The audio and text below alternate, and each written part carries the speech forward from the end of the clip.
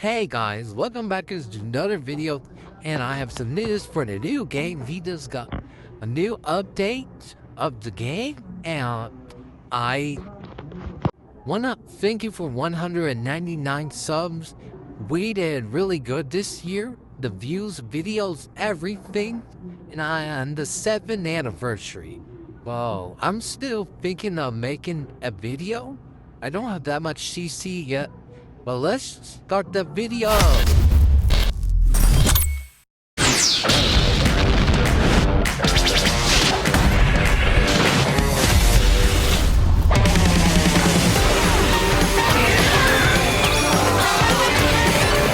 Maggot! You will know the horror! Kamehame! Showtime! Now get him! Try one of these! Get a load of this! Now die with this planet! What a beautiful show! Speak down to a god. Things are only getting started.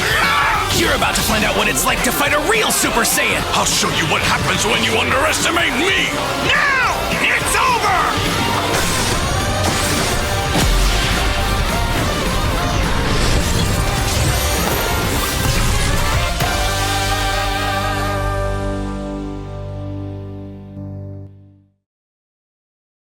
Hi everybody, I'm Yu from Bandai Namco Entertainment.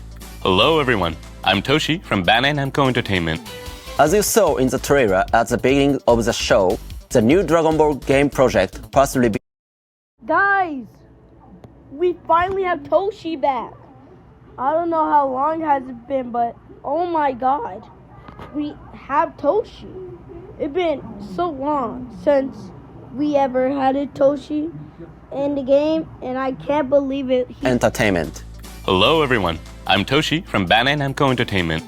As you saw in the trailer at the beginning of the show, the new Dragon Ball game project first revealed in 2024, Dragon Ball Project Multi, will officially be released under the title Dragon Ball Gexin Squadron. Let's start off with an overview of Dragon Ball Gexin Squadron. Gexin Squadron is the first ever team-oriented Dragon Ball game that gives fans from around the world the freedom to play as their favorite characters in a multiplayer battle anytime, anywhere, and with anyone. With that said, the gist of Gexin Squadron is simple. Each player will choose a hero character to engage in a 4v4 battle, level up your characters by defeating enemies, and utilize the skills and powers unlocked throughout the match. In the main rule, players will fight to grab the Dragon Ball before the enemy team by eliminating gods of destructions that stand in their way. There will be other various game modes on launch, so we hope you'll try them out. Our design philosophy with Gexin Squadron is to provide an enjoyable experience even when the skill gap between players may seem too large. Don't worry though, players with a deeper understanding of the game will have an edge over others. But we've made intentional design choices that incorporate many different variables to provide a varying experience between matches.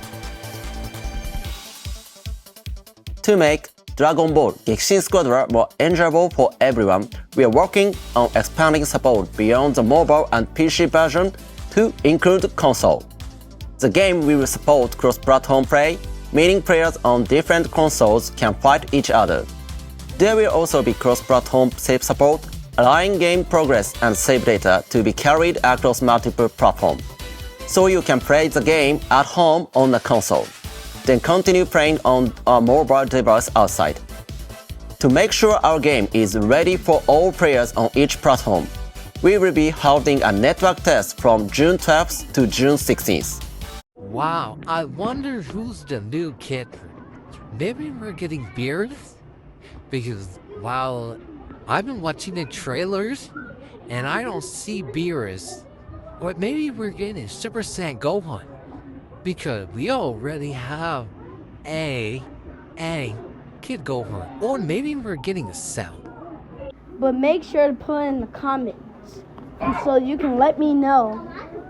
But in my opinion, I'm gonna say Beerus because he haven't had a trailer yet, and from Dragon Ball he was First Legends Limited, so maybe we might get him for the new character. But like and subscribe and comment what your kids are gonna be. There will be additional characters from last year's beta test, so keep an eye out. We've received a lot of valuable feedback from our players during the regional beta test we held last year. Our upcoming network test will incorporate improvements based on these feedback. Examples of some of the feedback we've received include positive impressions on the overall graphics quality, the game rules, and the controls. At the same time, we've received some comments regarding the high frequency of matches against CPU opponents, the unfair advantage from the bonus of defeating the Great Ape, and of the blandness of matches, feeling like the same repeating experience. Let's start off with the Great Ape. The Great Ape was designed to intensify the flow of battle, bring matches to a close, and offer teams a chance to make a comeback. While it did serve those intended purposes, we found that the comeback mechanic ended up being a source of frustration for many players. Because of that, we've removed the Great Ape from the map from the network test. We're currently exploring alternative ways to reintroduce the Great Ape in a different form. Additionally, in order for us to provide a more varied gameplay experience, we are planning to implement two major updates. First, we are introducing a new system called the Divine Draw. At the start of the match, two special rules will be chosen at random that will influence the entire match. The rules can have all sorts of effects. For example, one rule might cause an explosion to occur when a player is defeated, blowing away all nearby enemy players. While another rule might spawn special enemy NPCs that rewards a lot of experience when defeated.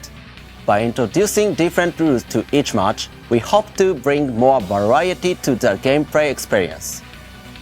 Secondly, we're adding special actions, specifically for damaging the Gods of Destruction, the Gexin Burst. With this implementation, Gods of Destruction will be immune to rush attacks and skills. Attackers will need to strategically use Gexin Bursts, while defenders will have to protect their gods while trying to strike back at the attackers. We believe this addition will create a wider range of strategies and provide a more varied gaming experience. That covers two of the biggest changes we're implementing, but there are other updates as well. So please experience them for yourselves during the network test.